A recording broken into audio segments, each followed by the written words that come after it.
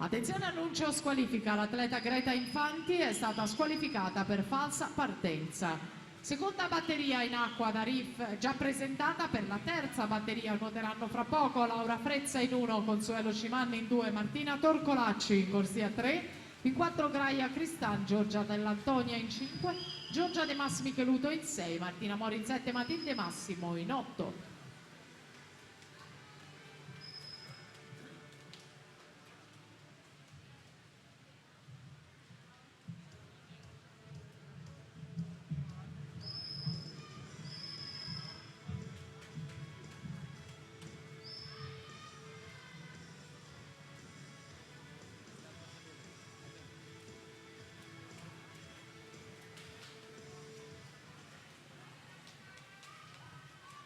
Ilaria De Nigri 1.07.18 su Giulia Gestri e Desire Viola.